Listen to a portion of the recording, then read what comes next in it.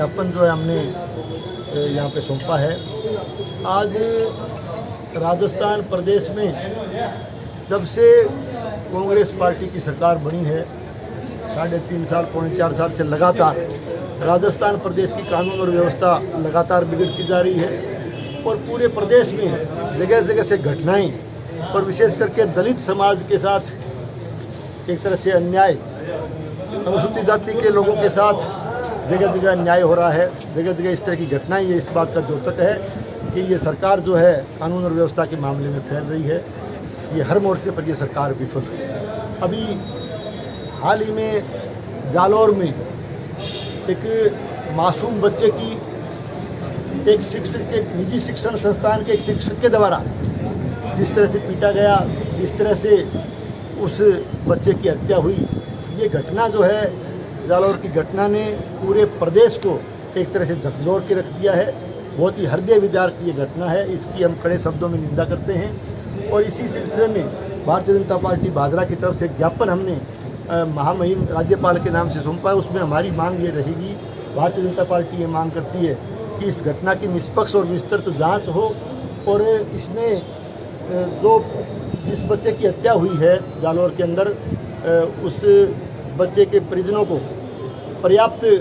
सहायता राशि, हालांकि जो सहायता राशि दी गई है वो पर्याप्त नहीं है, एक सहायता राशि का पैकेज उस परिवार को दिया जाए। इसके साथ साथ उस संबंधित परिवार में एक व्यक्ति को सरकारी नौकरी दी जाए और इसके साथ साथ जो स्कूल जिसमें इस तरह की घटना हुई, ऐसे निजी शिक्षण संस्थान, ऐसे स्कूल की मान्यता को रद्द किया जाए और भविष्य में इस तरह की घटनाओं की पुनरावृत्ति नहीं हो, इसका पुख्ता इंतजाम किया जाए। उस परिवार को सुरक्षा चक्कर और संबल प्रदान किया जाए और साथ में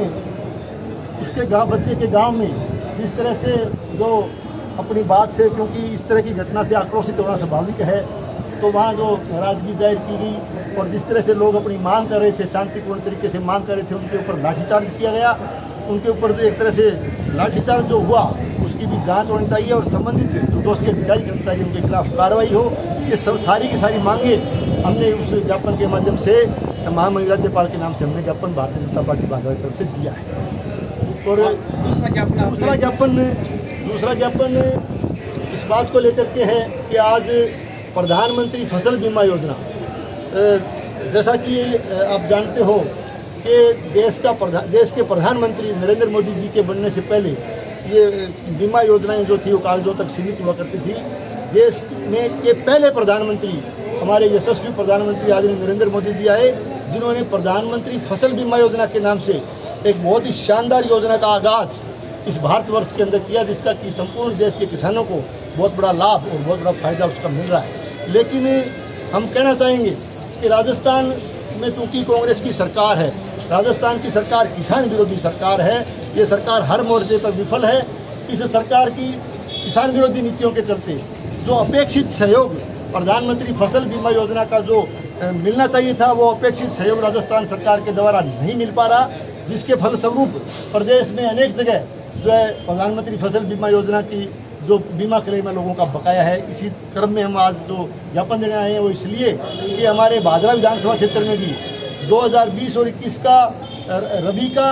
2021 का खरीफ का और उसके बाद वाली 21 और 22 की जो रबी की फसल है, इन सभी फसलों का प्रधानमंत्री फसल बीमा योजना का बीमा क्लेम बकाया है। क्योंकि विशेष करके सहकारी bank, cooperative bank Hanumangarh, cooperative bank Dungrana, cooperative bank Uttaradabas और अन्य कई बैंक ऐसे हैं जिनके किसानों का